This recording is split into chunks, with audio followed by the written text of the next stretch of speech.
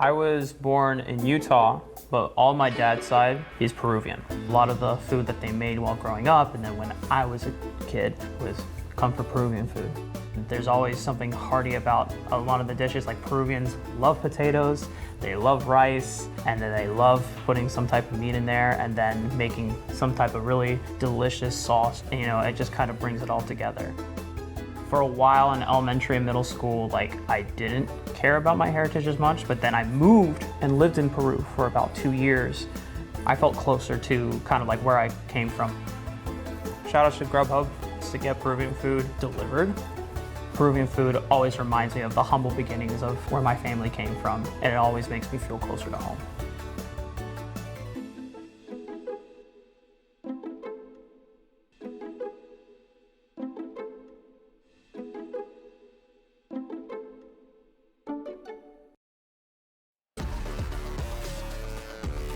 Y'all just heard from Rafa about his Peruvian roots and the food associated with them there in today's Dining Together delivered by Grubhub. But now we are back into this series tied up 1-1 after the Golden Guardians dramatically bounced back in the second game. We might be looking at some Wukong bans. I don't know. He was going crazy. River's definitely a problem. River has absolutely terrorized the Rift on that Wukong plenty of times before. But before we get into this next champ select, let's hear from his teammate Stixxay on just how far this Golden Guardians team can go. Because of the history of Golden Guardians, people kind of just see the name and write us off instantly. And I was on a lot of those teams that finished, 8th, 9th, 10th. And it was hard. But I guess this split doesn't feel quite real yet. I think I still have the whole job's not finished mentality. So yeah, even though we've done well so far, there's some more to go.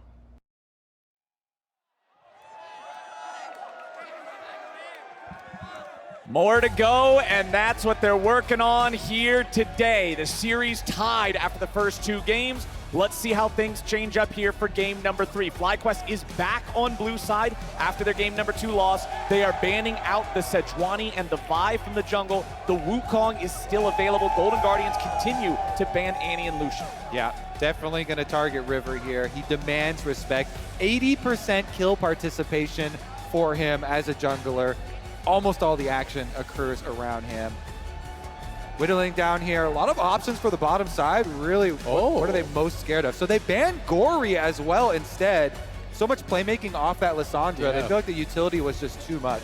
Yeah, the setup from Gori in a lot of those fights was really, really big. It was often him setting it up and River knocking it down on that Wukong. Going to be interesting to see, if Golden Guardians actually ban the Wukong themselves. Right. Otherwise, I definitely think FlyQuest could just grab it first pick. Also brings to mind things like we haven't seen LeBlanc quite yet for mid lane, and with Lissandra banned out, LeBlanc, Ahri type of things looking quite good. With just the Sejuani and Vi though, FlyQuest have done this over and over. They get the Maokai for Spica. They always want that front line. Are you surprised by the Varus ban at all here? I mean, it's been Xayah back-to-back here for FlyQuest, but with Caitlyn up, I guess that is what they're trying to look for. Ban away one of these answers to that Caitlyn. They actually played Caitlyn a fair bit in playoffs. In some of their previous series, they were looking really good with it. Yep. So we could just be getting a straight-up Caitlyn Lux, something that I think Xayah would really struggle with. During a pre-nerf, they also even had huhi play Caitlyn as support Caitlyn. Oh yeah, the Hail of Blades Caitlyn. I very much doubt that is going to happen again, but they did do it. Much more thinking along the lines of like a Lux support for him to pair with it. Well, FlyQuest are now thinking about marksman. You guys mentioned the Xayah, how we've seen that 2 games so far here for Prince, but they're not going to lock anything in just yet. Game number 1 was an impressive VicLa Jayce, and it looks like they want to run that back here in game number 3 for FlyQuest side. Definitely was powerful. Him being that second carry threat when all the focus from Golden Guardians was on Prince was a very successful strategy. And these 2 champions do demand that type of focus. You're always going to want to dive a Jinx. Because there's no inherent escapes for the Jinx, the Wukong probably going to be going there. So as long as the Jayce spaces himself away from the Jinx. Yeah, exactly. It is interesting, right? Because they go for a mid laner here on 2, and they're going to the Jinx on 3, but it does mean their support pick is going to be separated from it. So, like, Thresh is for sure getting banned. Some of these protection picks are for sure going to be getting banned from Golden Guardians. And then you have to worry about things like this Wukong and Taliyah here that are there for that potential setup. You can look for the seismic shove off of the Wukong ulti, you get that knock-up, you flick him in, and you try to burst down this Jinx. One of my favorite things to watch in series play is when one team picks a champion, and then in the next game, the other side picks the same champion to show them how it's done. VicLa had an abysmal Taliyah game. 0-5-0 at one point, just was not able to do anything useful for the team. Now I want to see how Gori does on it, because Golden Guardians have banned Blitzcrank as their first support ban of this second half. Gwen banned out by Fly. I wonder if Golden Guardians are actually going to take the Thresh themselves then, right? Because that is one of the answers that a lot of people do actually like, is that Thresh goes for a hook, and then whoever hooks first gets actually hooked up by that Blitzcrank. So there is possibilities that they are trying to take that away from themselves, because I don't think you want to just give them Jinx Thresh for free. I think they just don't want the kill threat, the pull on a double hard shoving push lane there for the Caitlyn, and that's definitely what they're going to go for. So we'll see if they want to do something more risky, but I still expect something along the lines of Lux. I mean, it'll be really interesting. Caitlyn Thresh was obviously a very popular lane years ago. You know, you can look for the hook, flay them into the trap. You can go for these setup plays, so it is a potential. Caitlyn Lux way more common these days, but I've got to say I'm really surprised if you're going to try to play a dive-heavy comp against a Jinx that you would be willing to leave that Thresh available. Of course, there are some ways to deal with that Lantern. You can actually try to time the Wukong ult to knock him out of the Lantern. That actually does, you know, kind of cancel that travel. But we will find out very likely right here. And it's going to be Heimer bot. So you call the Kobe. It is going to be still, you know, not the Lux, but it is going to be that double pushing bot lane that they're potentially worried about. And Heimer is also a good answer into the Thresh because you can block the Thresh hooks with the turrets. So if you're expecting the Thresh to come through, I actually prefer this to the Lux. And the benefit that you get for Golden Guardians, they constantly run these hard pushing bottom lanes. Yes, they are a bit vulnerable to ganks, but then they always also pair it with giving Licorice counter pick and having some massive matchup that he can actually take advantage of on the top side and make your opponents really pay if they do send their jungle attention elsewhere. The Ornn locked in for impact, the classic team fight tank in the top lane. This also gives FlyQuest incredible control over neutral objective fights. Not only can you open up with the Maokai ultimate, you can follow up with the Ornn ultimate. You just cover the entire river in these massive CC tools, and Rakan will be the final pick here for FlyQuest Draft. So it's not going to be the Thresh either way. It is going to be more guaranteed engage here. You have that Rakan going in, you have the Ornn ult, you have the Maokai ulti, so a lot of ways to engage. There is potential kill threat here as well, you know, if you can actually get that knock up from the Rakan into the chompers. And will the Olaf get locked in? Yes, this would be let's go! Okay. And this is that counter pick. Licorice really wants to punish on the top side. If you let the Ornn alone time with the Viking, the Ornn is going to have a very bad time here. So let's see about this early game again from Golden Guardians. And not just the early game, man. If you're talking about how difficult it is to fight through Rakan engage and lockdown, Spica's lockdown on the Maokai, Impact's lockdown on the Ornn, Olaf don't care. If Licorice gets ahead in this game, he will run through all of those defensive layers. Yeah, it can become really, really difficult to deal with that Olaf, and it is a pick that we've seen Licorice go to a couple times. This will be his third play this split, so it is something that he is familiar with. But you have to be playing from ahead because this Olaf has no utility whatsoever. If you start to fall behind, you pop the Ragnarok, you run in, you just straight up die to the Jayce and the Jinx almost instantly. So I'm going to have to see River playing likely towards topside, but there's a couple lanes that are really kind of drawing that attention, that are really begging for those ganks. When you have double pushing bot side, you have to protect them from getting ganked. You have to enable them to play really aggressive, but at the same time, you can't risk this Olaf falling behind. And I mean, it's River, so if there's one guy that I would trust to be able to put the attention where it needs to be and split that up, it would have to be him. He was massive in game number 2, and we'll see if he can keep it rolling in game number 3.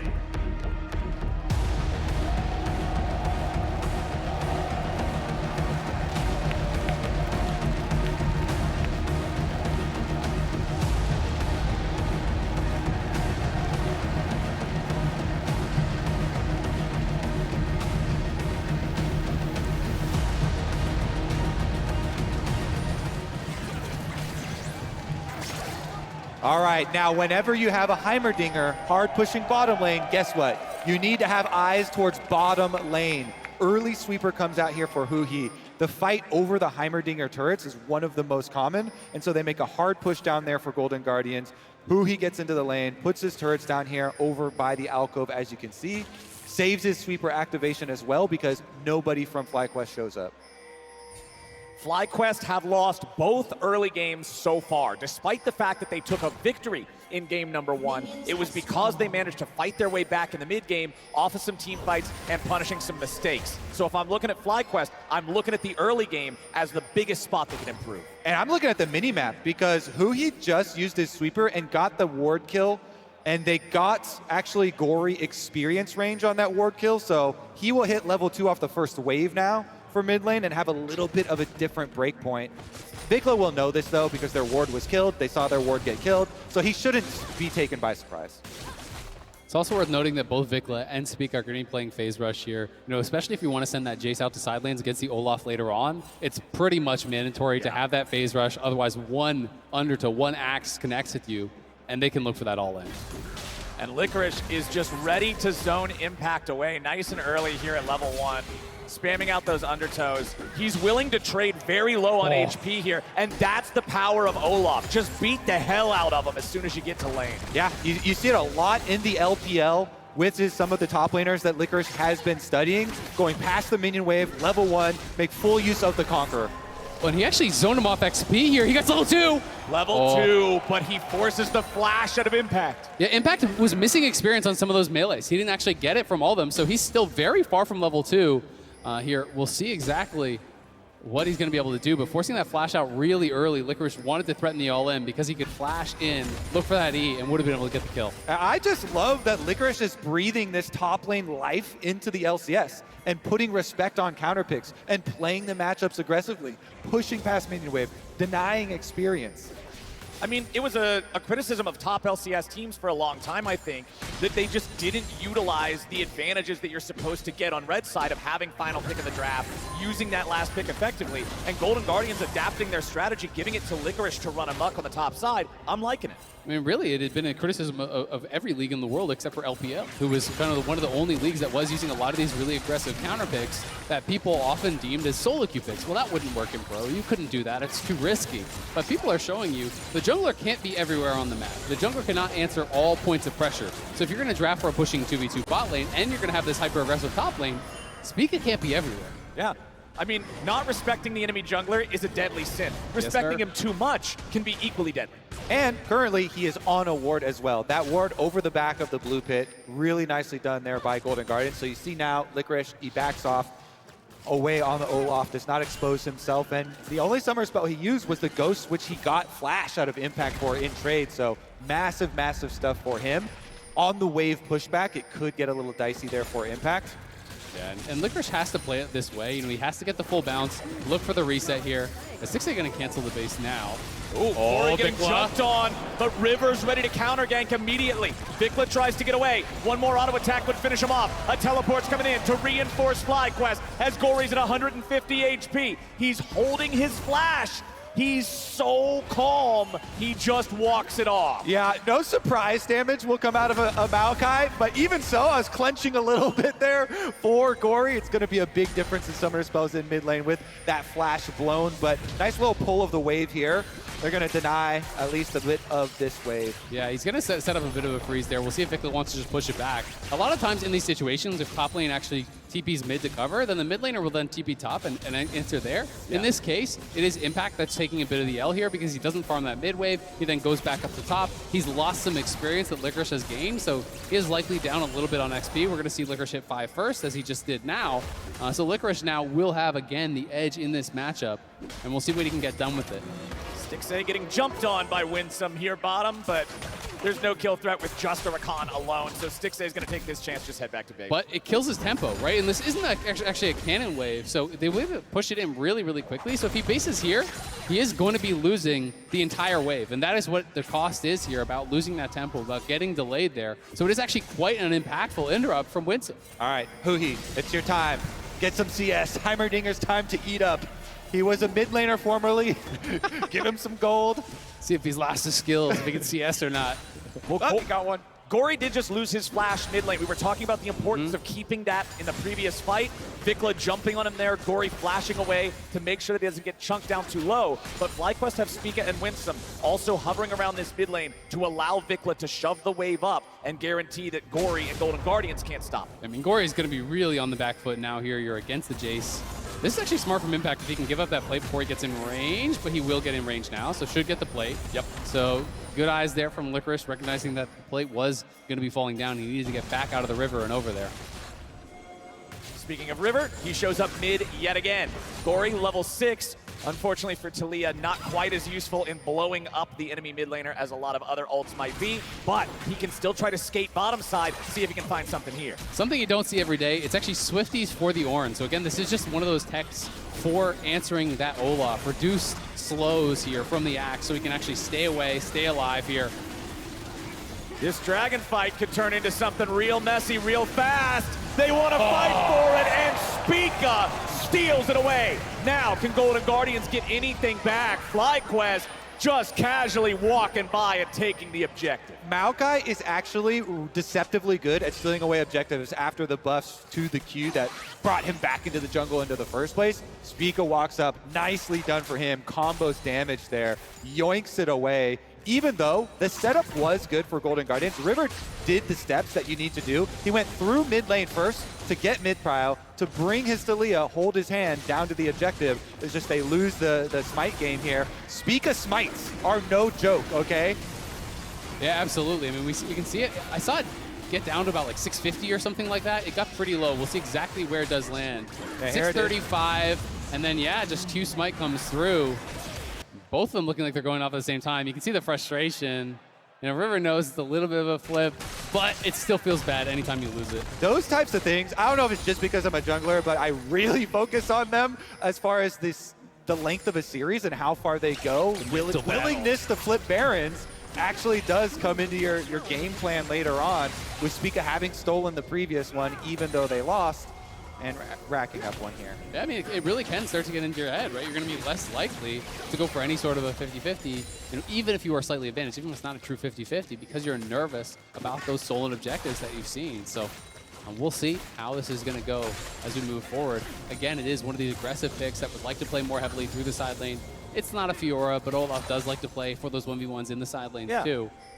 But with the early objectives going to FlyQuest, they're going to have this pressure point, this way to pull their opponents to them. And what you're seeing on the map right now is where Golden Guardians' gold lead is coming from. It's Stixxay and huhi terrorizing these turret plates, building themselves up a gold lead through those. No plates have been taken yet by FlyQuest anywhere. Golden Guardians has one up in top lane and multiple now on the bottom side of the map. FlyQuest is using this chance to go after the Rift Herald, but River and the Golden Guardians are not willing to just let him take it and try to get away. Now they jump in on VicLa and they take him down for the first blood. Impact wants to get away over the wall, but Licorice is in hot pursuit. The Rift Herald's going to be stolen back.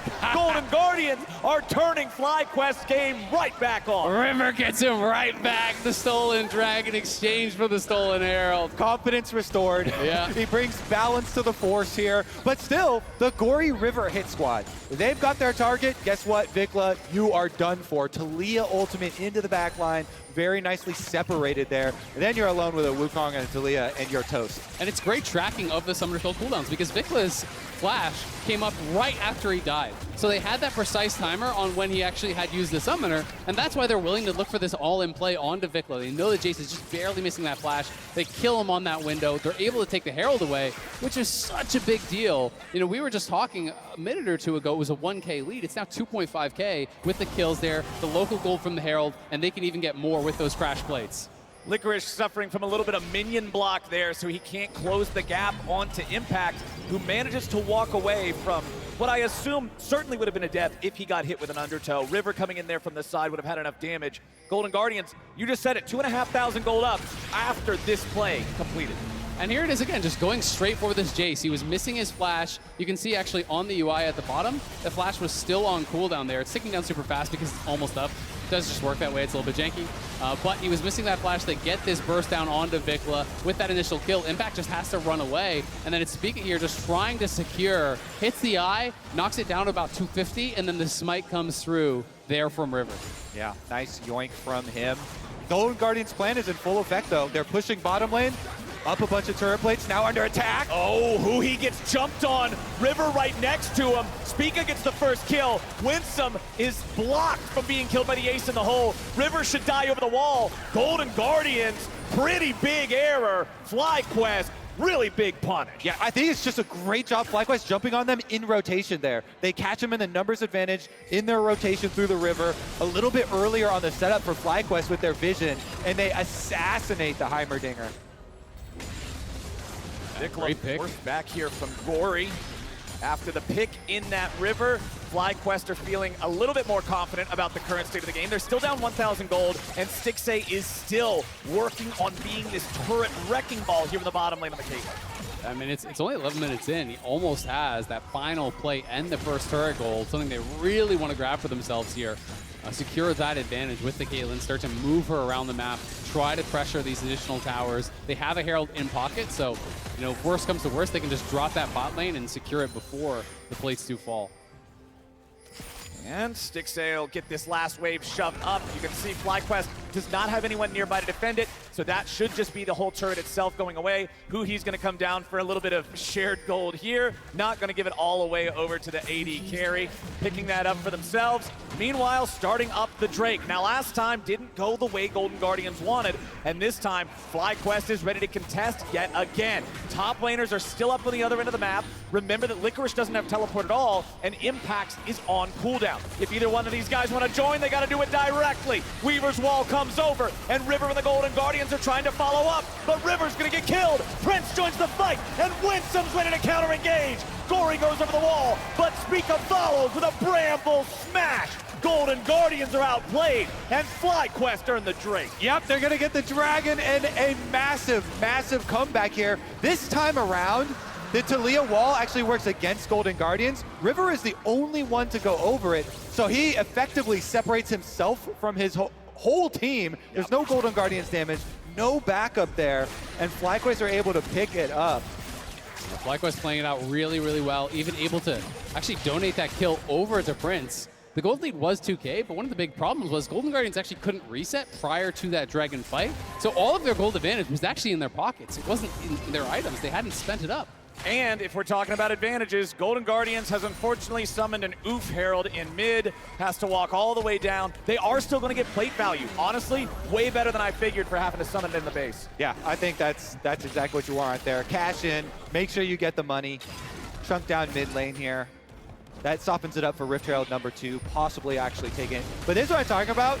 This Taliyah wall actually ends up against them because Winsome can just jump over to VicLa. Spica walks out the top side, and Prince was coming up from bottom side. So very, very different usage there of the two Taliyah walls compared to last time. I mean, I think they were definitely hoping to catch the Jayce, but the Jayce got on the other side of it. And then it looks like a little bit of desperation there, going for the Rakan. You're trying to time that Wukong ult to actually interrupt the E coming through from the Rakan, but couldn't find that timing. He gets over the wall, as you said, and then it's just easy pickings. So, which side do you favor more at this point in the game, guys? Because we just now hit turret plates falling. It's FlyQuest with 2 Drakes to none, but Golden Guardians still command the gold lead with the highest earner in the game being Stixxay's Caitlyn. I think FlyQuest's side is a lot easier to play, but I definitely think Golden Guardians have their ways in here. Licorice getting jumped on by VicLa with Spica right behind him. Licorice keeps his cool, does not pop the Ragnarok, instead just walks away knowing they aren't going to full commit onto him like that. I will say, Cloud Soul, insane for Wukong as well as Olaf, if they're able to actually get all of these Drakes here. But it has been, again, FlyQuest back to dominating that neutral game as they did in game number 1, and that was the key to their victory in that one. Yeah, I think we'll get an idea when we see how difficult it is for the Golden Guardians to actually collapse onto the Jinx. Will the Maokai and Ornn peel be effective here? It's very difficult to keep an Olaf in a They're going after Stixxay. They are going to kill him. He tries to get away. He barely survives. FlyQuest just misses out on the kill. Yeah, they don't get the kill, but they will get the Herald because that's Stixxay back in base, flash off him. Gori loses his flash as well, just a little bit before that. So big reward here for FlyQuest nonetheless. Looking really good here in this third game. I think so much of the fights are just going to come down to what can Licorice get done. He really is the X factor in this one. If Licorice can actually get on Jayce, get on Prince, either of those guys and take them out, I think it can be a winning fight for Golden Guardians. But if they get kited out, if that Ragnarok expires, as it does very quickly now if you're not autoing someone, I don't think they have much of a chance of fighting straight up through all that CC. The Olaf with the Ravenous Hydra. He's set up to handle the side lane situations, but in the middle of a team fight, he would absolutely melt right now. One redeeming thing for him, those plated steel caps are going to do a good amount of work. The two biggest damage threats on the enemy team are the Jayce and the Jinx, both doing physical damage pretty much entirely. Yes, you've got Demonic Embrace on Maokai. Yes, you've got a Sunfire on Ornn, but those are the two big cannons you're going to be surviving. We should also really highlight that either of these teams that gets the objective to set up first has a huge advantage. Yeah. Maokai Saplings is one for Golden Guardians and being able to Jayce poke as Licorice is going to pop his Ragnarok and rock away. But on the other side too, for Golden Guardians, if they can get there first and set up Heimer turrets and Caitlyn traps, it is much more difficult for FlyQuest to get that little poke start that they want to the fight. FlyQuest forcing out the ulti of Licorice demands that Licorice now play a bit more safely than he otherwise would want to, at least until the ulti's back up. River's shadowing him here in the top lane, clears out the ward that he found in the Tribe Rush. FlyQuest still has man advantage. Prince is farming mid, Impact's farming bot, but the remaining three players are up here around the Herald Pit. Yeah, you can see Licorice about a halfway done on that ultimate. It's about a minute on the cooldown at this point, 70 seconds. So, you know, he's going to have it up here pretty soon, but really not having a lot of power in the team fights without it. So they definitely cannot fight until he has that available. And he's just going to try to get this shove in and likely reset. Playing side lane's also going to become a little bit more difficult for them if they fall behind because they only have the singular TP, right? They don't have a TP on their top laner, which is often in these later game stages going to force Licorice just kind of be stuck grouping the whole time. Eyes on Prince, has that Kraken Slayer. Stixxay been leading the charge here for Golden Guardians in the bottom lane, building up those early game advantages, most of which have disappeared at this point. Third Drake of the game is live. Remember, it's a 2-0 Drake count for FlyQuest, and they're going to start off by summoning the Herald here in mid lane, creating a distraction, creating a problem. The Herald just charges into the turret as Golden Guardians charge into the Drake pit. FlyQuest, they're deciding to commit to the tier 1 turret in mid instead, but Spica's still close enough to try to steal. Licorice finds some damage on Impact as the Maokai ulti runs out. They're going to claim the dragon for the Golden Guardians, but Licorice has been killed. Now the Ornn ulti's ready to fly. Stixxay gets out of the way. He tries to cleanse. He stays alive for now, but Spica's coming after him over the wall, and VicLa picks up the kill. Golden Guardians are running back to safety. FlyQuest lose the Drake, but they'll take the fight and take the gold lead. I love the call from FlyQuest because they say positioning over everything. They give up the positioning on Dragon in order to push down mid turrets and get a better look at the start to the team fight. While Golden Guardians are finishing off the objective, they get the Maokai ultimate, and Jinx gets excited off of the tower kill, so Jinx can run over much more quickly and take down the Golden Guardians front line. Oh boy. He can go for this. Gori flashing out of the way of the accelerated shock blast. Staying alive here. VicLa's Jayce again having a good game in this series. Yeah, staying alive, but that hurts. I mean, he just spent his TP up to actually defend that tower, spent his flash, spent his hourglass as well. And Licorice, here it is. He's trying to just walk it out, but as soon as he actually gets jumped on, he has to pop the ulti. And look at him, he gets shredded immediately there. And then Stixxay, nets one way, Gale Force back the other way to dodge, cleanses out of the charm there from Winsome, but Spica's coming around the corner. He's got nothing left to deal with the Maokai, and as soon as he gets rooted up again, it's an easy kill for VicLa. And in such a pivotal fight, Dragon number 3 in the middle of the game where it's kind of still balancing on an edge here, that's why I love the choice for FlyQuest to say, we're going to go for the fight. We're going to get a bunch of money here. It's fine if you get Dragon. We don't need to stack to a super early Dragon Soul here. And they got a ton of gold in kills and objectives. I mean, you said it's really smart. They got the 2 early Dragons. They don't have to worry about Soul whatsoever. Yeah. Golden Guardians really had no choice but to play for the Dragon. And as a result, much better positioning from FlyQuest for it. VicLa looking really strong. It's a mid-jungle from FlyQuest this time around that are getting the better of their opponents. River and Gori have been largely ineffective in this one. They haven't been able to find those plays. Yeah, the 3-0-5 Wukong from game 2 is 0-2-1 in game number 3. River has not been able to get the ball rolling the way the Golden Guardians wanted him to. Jumps in on Winsome and Spica. There's not really an angle to do a whole lot more here, I don't think, but now they are going to look for it. Finding the knock up 1-2. Gori wanted to join up here with a Weaver's Wall. Winsome dies at the start and Stixxay gets the kill, but what about the rest of the fight? Golden Guardians Now seeing what else they might be able to find. Stixxay auto-attack the Baron so it would hit Impact in the pit, force him to flash over. Licorice is going to lead the charge. VicLa's here in the front. Ace in the hole is an ace up Stixxay's sleeve. Impact trying to stay alive, but all he's done is put himself in a precarious spot. huhi takes the kill, Baron. and with 3 dead, Baron's the call for the Golden Guardians. Yeah, they're going to go straight to it. Prince is still around here. Spica is as well, but this would be really tough to actually try to get through these turrets. River is very low. River in the pit. Spica nowhere nearby. Gori's at about 3 health. Prince ends up getting the killing spree off of that one. Zap over the wall. Baron secured for the Golden Guardian side, but at what cost? Licorice staying and fighting. Prince with a couple of auto attacks. Huhi's got to get away. It's Baron traded for the 2 kills that went to Prince. I was having a flashback to the Danny moment at Baron. You see 2 members of the Jinx over against the 5 at the Baron. Prince able to get 1, but it is still a great play here for Golden Guardians. Their soul laners, unfortunately, will lose the Baron buff, but they do get some kills. They do grab the Baron here, and Stixxay started to get really strong with that IE complete. Yeah, Golden Guardians just jump on the play here. They see how scattered FlyQuest are. River saying, hey, come to me now, watch me, watch me. I've got 2 of them here. Taliyah immediately ults over. That synergy for him and Gori to be able to just jump into the river, since huhi and Stixxay are already here. Now look at the positioning for FlyQuest members. Prince is all the way at the bottom side of the map. The rest of them are scattering to the top here, up towards the top of the river. And VicLa jumps back in on melee here onto Olaf. That is a death sentence. Ace in the hole coming through for Stixxay, as you said. And Maokai also being separated meant there was not really a great chance for them. Yeah, and then Prince, hits him with the zap, 1 auto. Ulti comes out as well, and then the Baron finishes the job. As we are back to live, and we're back to 40 seconds until the Dragon here spawns. Both teams trying to get that initial setup. We talked about how important it was, Kobe.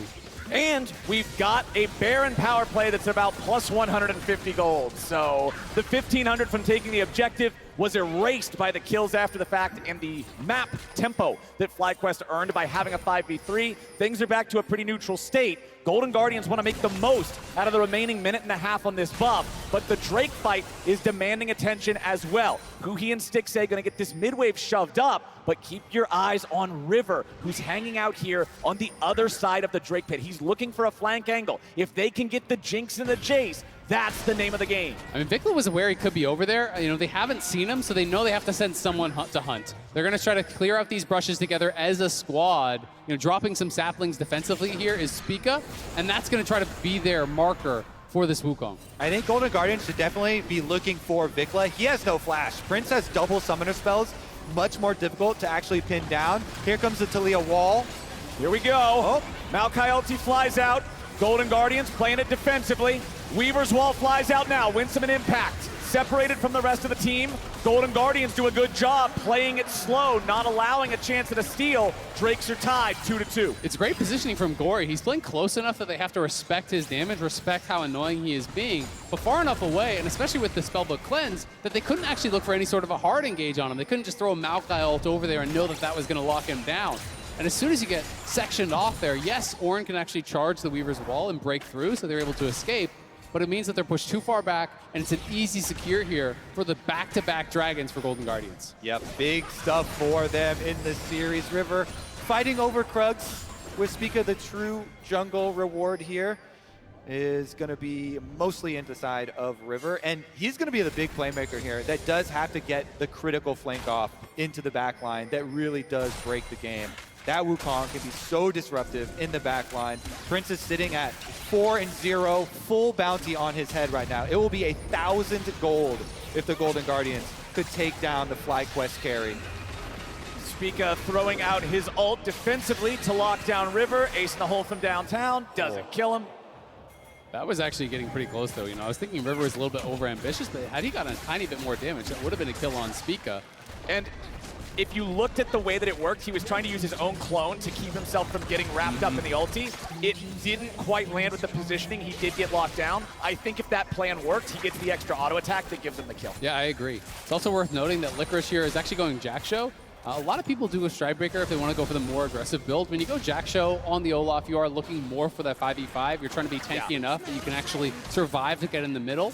Then you don't have to just get this 100-0 on Prince. You can just kind of be running in at him, trying to push him back. largely when I've seen these builds, they're paired with Sterix, Deadmans, things like this that are a little bit more on that tanky side, so we'll see where he wants to go.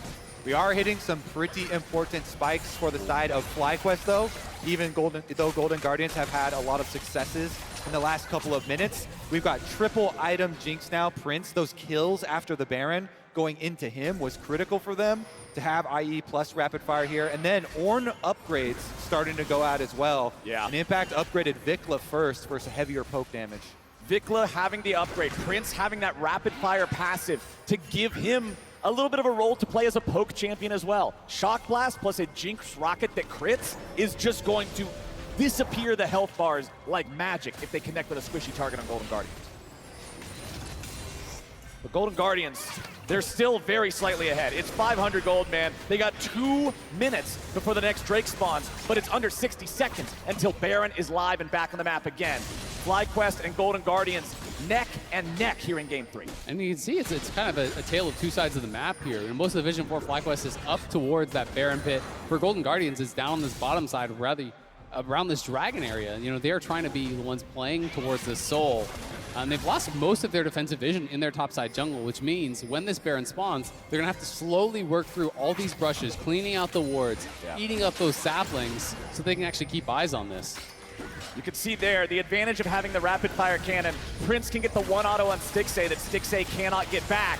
But now the left side's turning into a fight. River popping the clone nice and early. Gori rides in with a Weaver's Wall, making sure VicLa and Prince aren't able to join up with their front line. Licorice continues chasing after Impact as River's following up behind. They go after the enemy tank, but was it the right call? Golden Guardians can't join up with the front line. And now it's River who has to retreat. Now it's Licorice who's barely alive. VicLa! Now River is trying to get out. VicLa's gonna trade 1-for-1. Stixxay's very low. FlyQuest have a health advantage, and a massive one at that. But it's a 1-for-1. Yeah, he traded his life for the jungler though, so these 1v1s are not the same. Now there's no smite on Golden Guardians. VicLa, the hero move, he goes in, he sacrifices himself for enemy jungle, earns his team the Baron. Nicely done. Massive for FlyQuest here. They're going to be able to, grab that Baron after those kills, and Golden Guardians really committing heavily to trying to actually take down the frontliners. They had them sectioned off from the carries, but they spent so long trying to knock down this Ornn, and it's just not really going to happen. Sure, they're able to actually section off the Jinx and the Jayce, but it's going to take you forever without Stixxay hitting them. It's really just Licorice that's actually connecting, and sure, he's going to win the 1v1 eventually, but how long is it going to take? I think it would have been a completely different story if that seismic shove had clipped the front line there. Then they would have been able to focus someone without overextending, but it felt like a little bit of an overchase at that moment. There's the hero move from VicLa though. He sees the angle, he flashes through the entire team to go for it, and he finds a success. He was hoping for a little more because everyone else is very low, but it's still a win for them. You'll still take that. Yeah, it's a good 1-for-1 in that situation. And it is now FlyQuest here with the Baron buff, starting up this third dragon. Golden Guardians are trying to get over there, but this is hard to even enter. Yeah. Nice chunk on Spica though. Spica at about half. Impact tanking up here in the front now. FlyQuest has taken the Drake. They move to Soul Point. Golden Guardians are not able to group up in time to get any sort of a punish on the back end of that play. So we're back to FlyQuest driving things here, and they're driving the wave down mid lane now. And Golden Guardians is actually completely split. You can see that Gori is showing on a wave bot lane. Stixxay got pushed around. Stixxay is going to have to get pushed back here. They're going to lose this inhibitor for sure. You don't win split push versus Baron. FlyQuest are going right through the front door. Unfortunate for the Golden Guardians, but FlyQuest are loving it. River's looking for a way to maybe cut him off. Gori's coming down now too. Weaver's Wall rides him in. And now FlyQuest and Prince are all trapped in between the wall and Golden Guardians. Or are they? They just go forward and they just don't stop. Double kill to Prince, and he's gonna chase Gori further away. FlyQuest immediately turned it around on Golden Guardians, and now Stixxay, huhi, and Gori have to try to survive. This has been a continual theme for FlyQuest, strength in numbers. Their formation is tighter, so they just turn on the rest of Golden Guardians. FlyQuest are coming to finish now. Gori gets rooted up by the Chompers, thrown up in the air by Impact, and VicLa gets the kill. First Nexus turret is about to fall, and huhi and Stixxay are trapped back in the fountain. FlyQuest will knock down that second Nexus turret, and they're gonna make sure they get as many kills on the way out as they can. 13-5, FlyQuest moves to match point. And after a hell of a game two from River and Gori, it is Spica and VicLa from FlyQuest battling back in this next game, really having the stronger early game. And Prince finally able to get to those later game stages where he can succeed on this Jinx, starting to become such a problem for them in those later minutes of the game. And I'm just seeing some problems with the Golden Guardians communication. The shots that are being called here, I would love to see global stats on how many times guys kill the Ornn makes you lose the game as the call, because it's just so difficult to get it done. They overchase, they get punished. We weren't able to see a lot of success out of these Weaver's walls from the Taliyah. They caused as much trouble as they did good. Some were so good. Some were really difficult to use, though. I definitely agree. And there were a couple where, you know, the small timing window there is not going to be able to complete. Honestly, though, this series, back and forth, now with FlyQuest getting the counterpunch, there are some things emerging, like especially the Jayce for VicLa. Seems like it is very important and is affecting his performance pretty heavily. Definitely see a lot of thumbs up for him on this specific champion. Golden Guardians might think about target bans as you get further, deeper into these best of fives. It's really interesting because it felt like the Lissandra ban was to allow him to play that Jayce, right? You know, and is that going to stay the same? We're assuming that Golden Guardians will want to go back to blue side. So, you know, on red side, are they going to be willing to still ban the Lissandra? Are they still willing to early pick the Jayce? You know, these are the questions that we kind of have to answer going into this next game.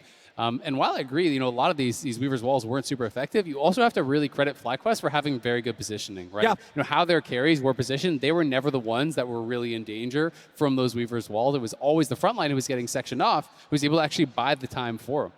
And it worked out even despite the fact that they had that really strong early game momentum in the bottom side there for Golden Guardians. Stixxay and huhi, Caitlyn and Heimerdinger knocking the turret down very quickly. Even though they lost all the plates, Prince never fell behind in farm. The Jinx was able to stay relevant as the game moved forward. When they mopped up the couple of kills after that first Baron, he was the one who got the credit. That got him the rapid fire like you were talking about. The money ended up where it needed to be by the time they needed it. And for FlyQuest, that meant winning game number 3. And now with FlyQuest at match point, we're going to head on over to the LCS Lounge to break that one down.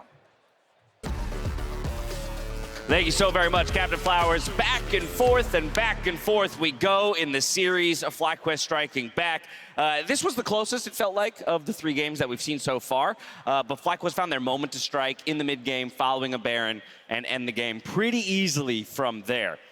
Now, at the top of the segment, or the previous segment, Emily, I asked you, what should FlyQuest do? And you had said, get the Zeri away from Golden Guardians. And they did it in a pretty interesting way. They did it by leaving Caitlyn open. Exactly. Mind control. So yeah, they mind controlled them into the Caitlyn. I actually will say, so I like Caitlyn pushing lanes, but it does require a different type of execution, right? Because you're going to be like super hard slamming bot. You want that Kate Heimer to constantly just be pushing in. And even though they did get the first turret off of that push, I felt like they could have slammed it a lot harder because, as the casters already pointed out, the Jinx was still in the game. It's not like they, you know, hard targeted Prince like you saw a little bit more mindfulness to do in the first few games. I think in a lot of ways the draft made a lot of sense. You have this attention going bot side, so the Olaf can fight the Ornn by himself in the top side. The problem was they didn't convert it into anything other than that turret, kind of. And as soon as the team fights happen, you see how much stronger FlyQuest engages. They made a gank towards mid lane early, the typical Gori River play, but it didn't work. It didn't go anywhere, and actually kind of forced the wave to be frozen. So I was like, one of those moments where it's like you could have went bot lane on a pushing lane and maybe looked for a dive, but it went for a gank that actually didn't work out. So it was just tough, and they came back, actually went for a Drake fight, and then FlyQuest answered them, and that was when it kind of started to get tough for them. And overall, it was a really wild game. It looked like Golden Guardians might be coming back here when Prince maybe had a slight Danny angle where you're thinking the Jinx could steal the Baron and get some type of pentakill, but really it was FlyQuest who outscaled with a better front line. I mean, both of the games they've won, they've had 2 really tanky people in top jungle, and VicLa has been on Jayce.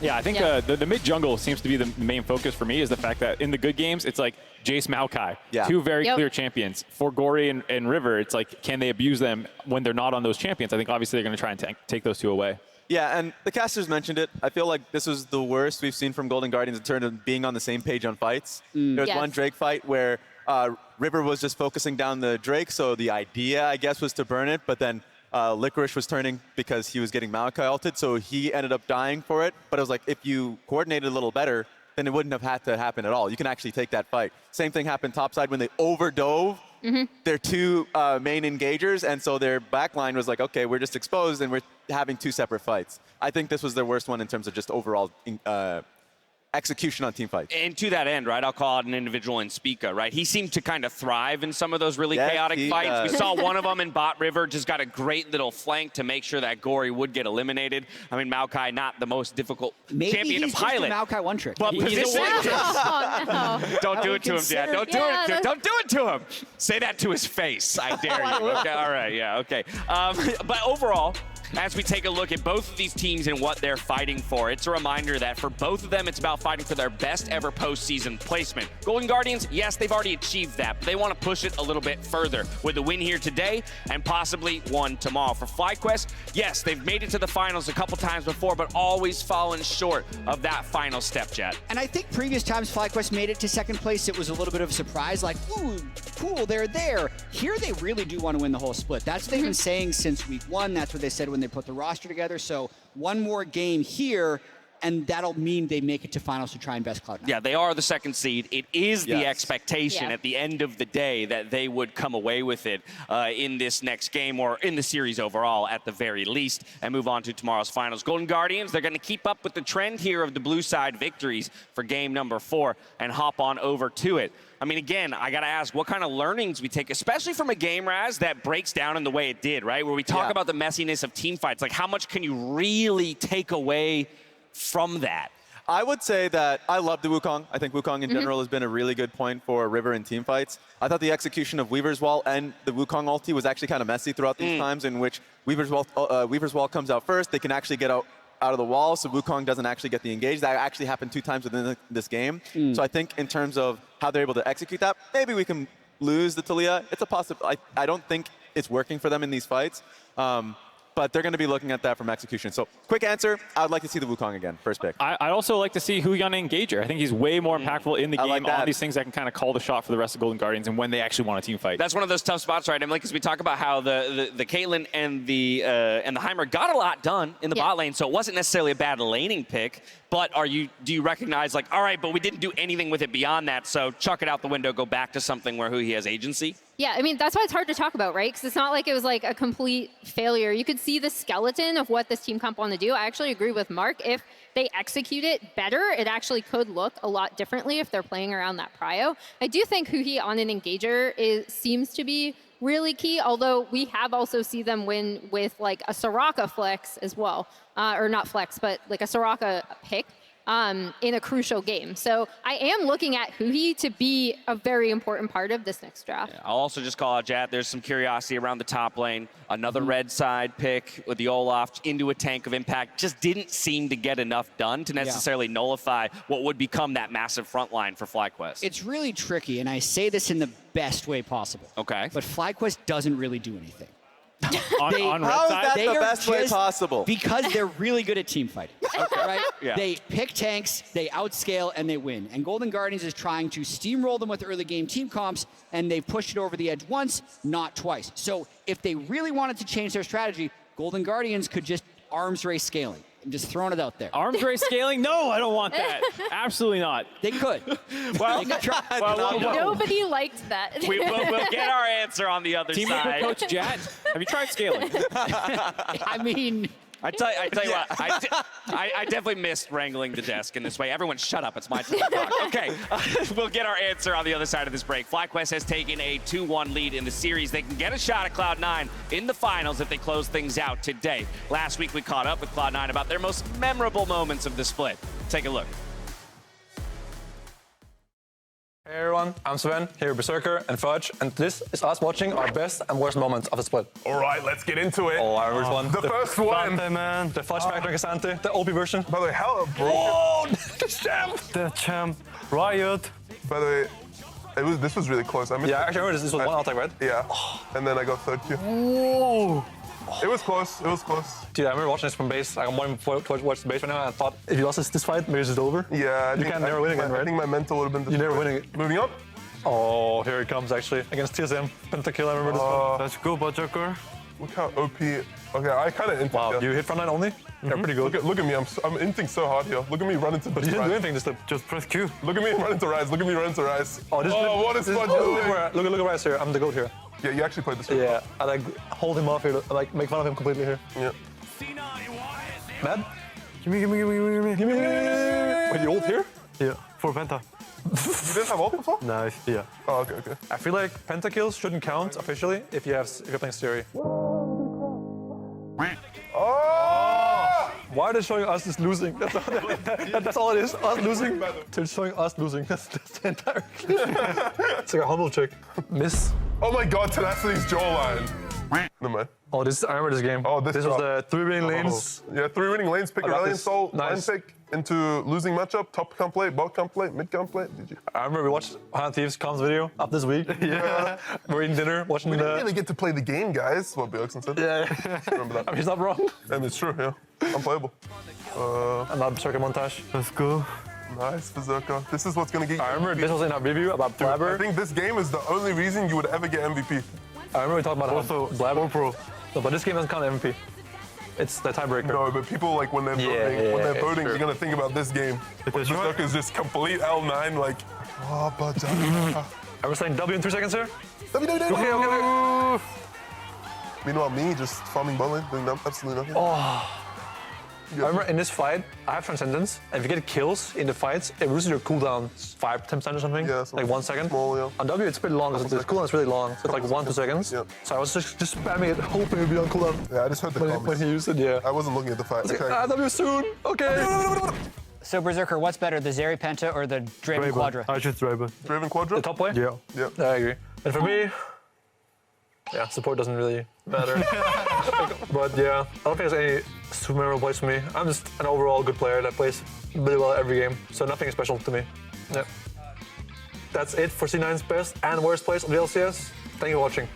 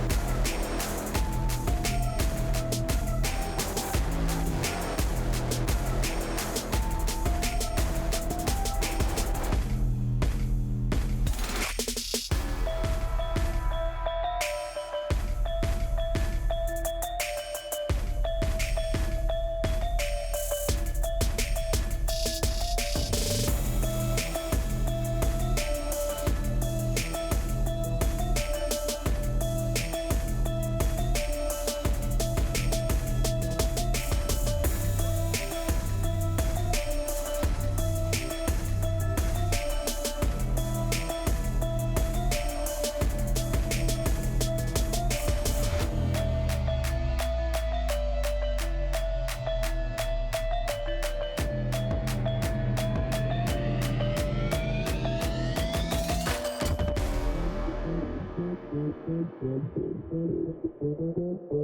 you.